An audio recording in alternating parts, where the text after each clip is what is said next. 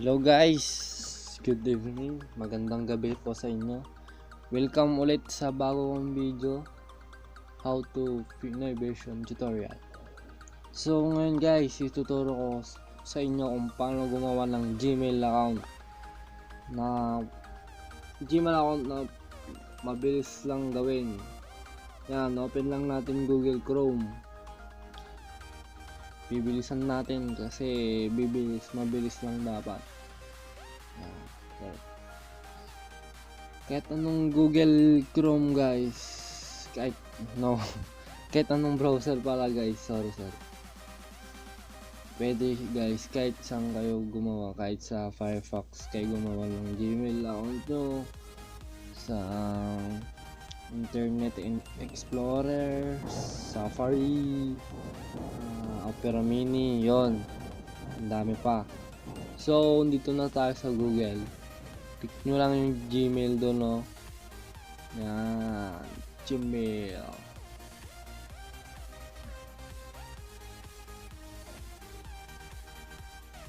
Kung wala namang nakalagay sa Google Chrome na Gmail na parang ganun, type nyo Google. Yan.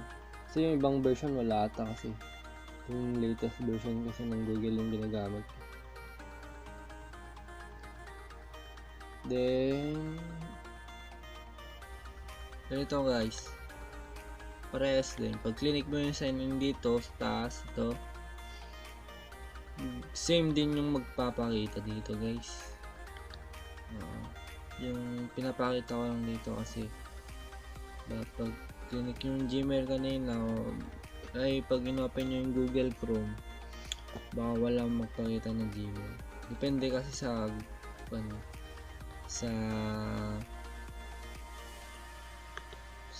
inyong browser. And then kung gagawa tayo ng bagong account, click nyo lang tong use another round. Yan, click nyo lang yan guys. Ito, sign in sabi niya. So ang gagawin natin, di ba, gagawa tayo ng account natin. So click natin tong create account. Yan. So fill upan natin tong mga to. So ito nga guys, pag na-click nyo na yung create account, ito yung magpapakita sa inyo. So fill up lang natin tong first name, lagay nyo lang pangalan nyo dyan. Sagani. Yan.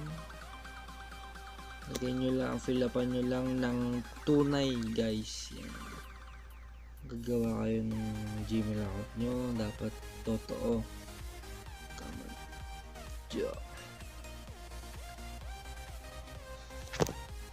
Yan, tatakpan ko yung password ko guys for security purposes. Yan.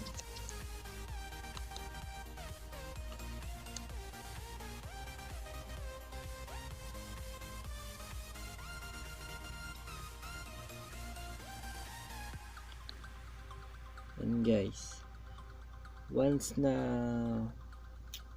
fill upan nyo na tong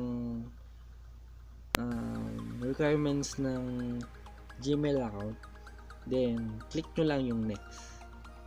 Yan, next. Pagkatapos nun guys, dapat ilagay nyo yung tunay nyo na number, yung ginagamit ko na number. Tatakpan ko yung number ko guys para hindi nyo makita. Then recovery email address, lagay nyo yung email nyo na ginagamit nyo. Once na hindi nyo matandaan yung linagay nyong password, pwede nyo i-recover agad yung password nyo gamit yung isang email account, kahit anong email account guys. Ito yung wait fast forward ko guys. Password, yan, fill upan nyo lang to guys.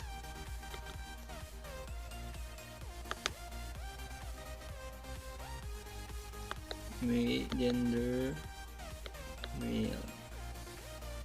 Then, click nyo lang yung next. Pag na-fill upan nyo lahat, next nyo lang yan guys. Yan. Pag once na next yun, kailangan ng verification yung Gmail account mo para ma-activate na yung Gmail account mo. Click mo lang yung send. At yung tunay na number mo guys para ma-receive mo yung verification code mo. Yun, nag-text na guys. Yung verification code ko is yun. So, yan guys. Pagkatapos send yung verification code nyo, i-type nyo yung verification code nyo. Then, pag na-type nyo na yung verification code nyo, click nyo lang tong button, verify. Yan, click nyo lang yan. Yan. So, yung code na binigay ng Gmail, totoo. Yan. So, pag totoo, pupunta dito sa privacy and terms. So, kanina, scroll ko lang pababa. Then, click nyo lang I agree. I agree.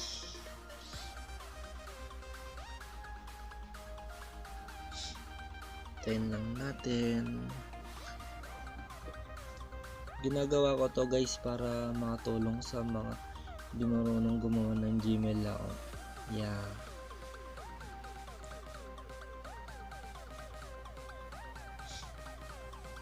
So, yun guys, nakikita nyo naglo-loading na siya yung ginawa nating account. Yan, nakikita nyo. So, pag ganyan, ibig sabihin lang yan, okay na yung Gmail account ko.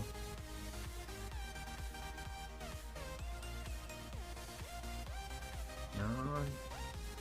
Madali lang guys, mabilis lang siya talaga. Next mo lang.